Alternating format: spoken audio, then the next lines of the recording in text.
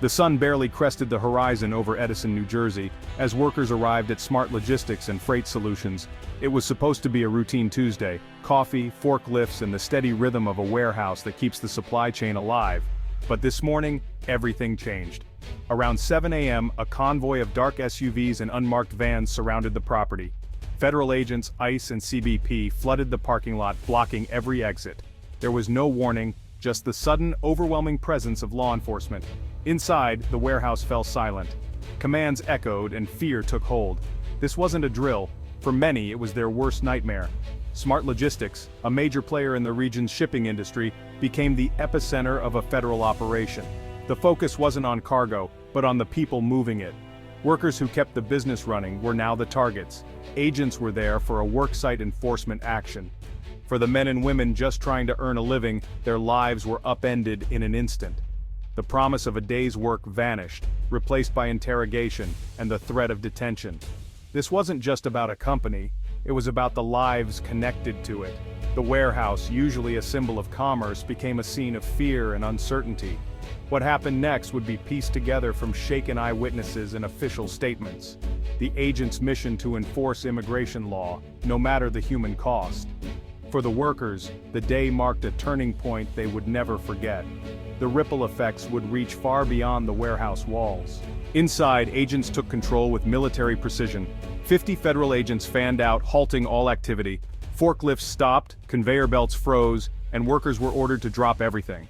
No one was allowed to leave. Employees were rounded up, divided into groups, and stripped of their cell phones, cut off from the outside world. The sense of isolation was overwhelming.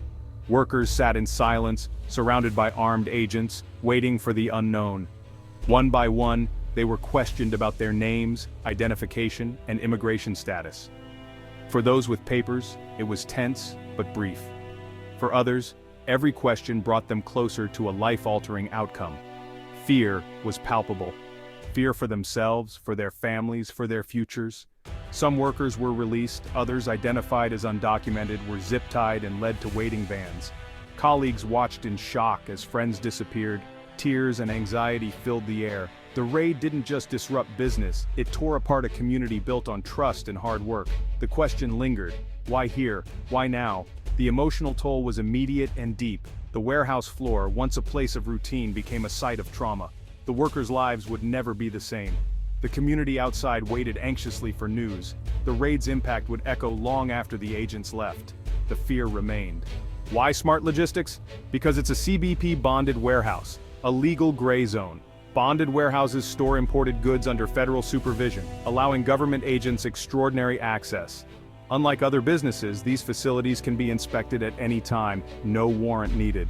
This unique status makes them prime targets for worksite enforcement. ICE and CBP can enter under the guise of a customs inspection, then pivot to immigration checks. For workers, this means heightened vulnerability and fewer protections. Supporters argue that strict oversight is the price of doing business as a bonded warehouse. Critics say it creates a two-tiered system, exposing immigrant workers to greater risk. The question: does customs enforcement justify eroding workplace rights? In these warehouses, the law is clear, but the ethics are anything but. The Edison raid wasn't an isolated event. Just last year, a similar operation hit Alba Wine and Spirits nearby. The playbook was identical. Early morning, facility sealed, workers questioned en masse. Dozens were arrested, families thrown into crisis overnight. The community felt the shock. Breadwinners gone, children left in limbo. Both Alba and Smart Logistics are bonded warehouses. Both employ large numbers of immigrants. Activists argue these sites are targeted because they're easy to access and yield high arrest numbers. The result? A climate of fear spreading through immigrant communities. Workers now worry their workplace could be next. Fear of raids makes them less likely to report abuse or unsafe conditions. The intended effect is law enforcement. The real effect is deeper exploitation. The cycle continues. Activists responded swiftly, calling the raid an act of exploitation, not justice. Groups like Make the Road New Jersey mobilized protests, legal aid, and support for families. Their message: these raids target hard-working people, not criminals.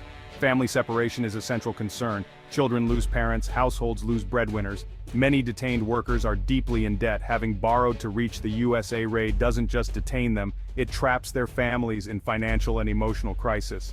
Advocates argue ICE should target exploitative employers, not vulnerable workers. Companies often hire undocumented workers to pay less and avoid benefits.